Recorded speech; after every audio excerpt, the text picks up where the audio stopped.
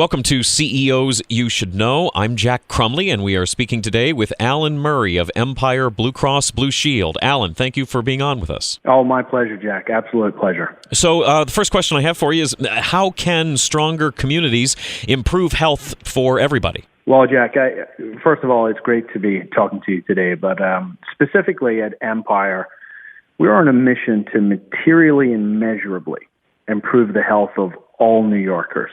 And I mean all New Yorkers. And I think the good news is everyone wants to be healthy, but there's no one size that fits all, right? So if we want to achieve that mission and help our communities feel the benefits of whole health, we need to get to know them. And at Empire, that's how we're approaching it. Getting to know our communities and providing them with key information. But I think what's vital is we need to give them that information in a way that they can digest it. And ultimately, if we can do that, healthier people are going to lift up all those around them. The more we can do that, the more we can lift New York as a whole. Yeah, and I think plain speaking and helping to communicate things to people is a key part of helping them improve their lives. And when you are talking to someone about their health and things that they need to be more aware of, you know, obviously disparities tend to kick in. How is Empire BlueCross BlueShield working to improve health disparities in New York City? Yeah, it's a great question, and let's face it, a really complex question. So I think it's probably best that if I start with an example. Today, the Bronx is ranked 62 out of 62 counties in New York for almost all healthcare metrics, healthcare outcomes. And so I personally believe we have a moral obligation to help all of our neighbors in the Bronx. But the Bronx isn't a single entity, right? It's an incredibly vibrant borough, home to many diverse communities. And it kind of goes back to that first question, right? We have to recognize how diverse that is. And it's not just about putting money and resources, but it's also about our associates and our company putting the absolute heart and soul into the use of that money. And then using that to make connections, Jack. So we've identified leaders across the Bronx. We built trusted relationships with hospitals, such as Montefiore Medical Center. And we started working with BronxNet, which is a local TV station, and the Bronx Borough President's Office, all so that we could ask them, how do we make a difference? And they responded. They said, obviously, during the pandemic, we have to talk about masks. We have to talk about sanitizer and distribution. We have to talk about vaccines.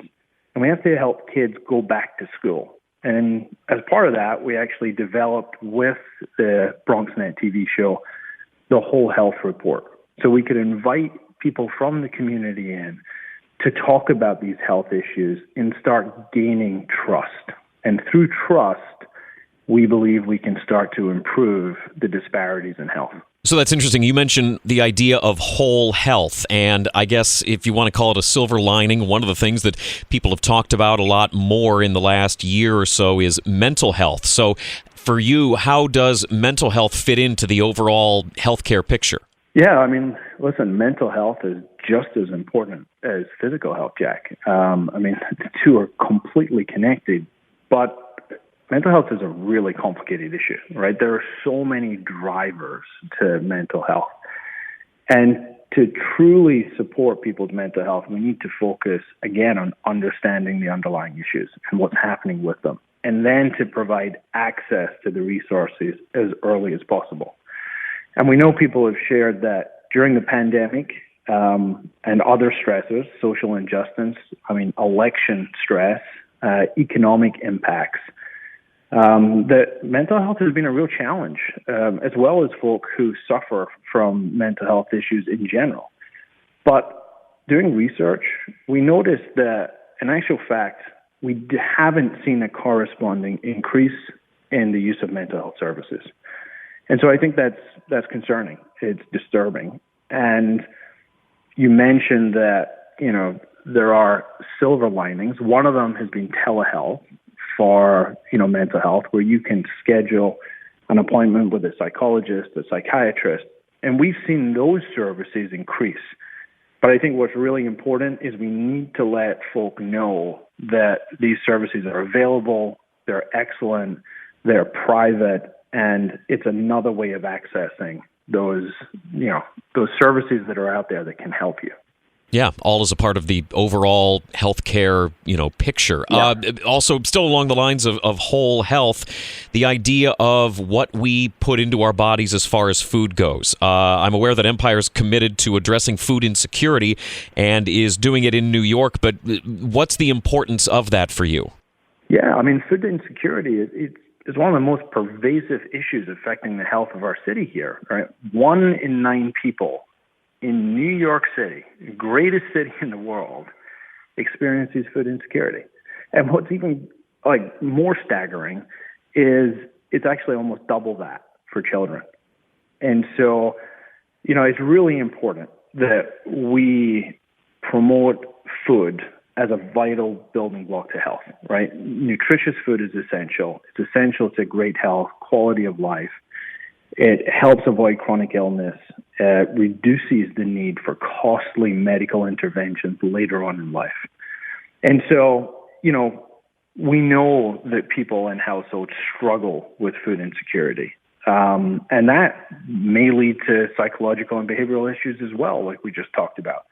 So for all these reasons, we're working with the Food Bank, New York Food Bank, City Harvest, trying to educate, trying to work in order to get food insecurity and food education improved in New York City.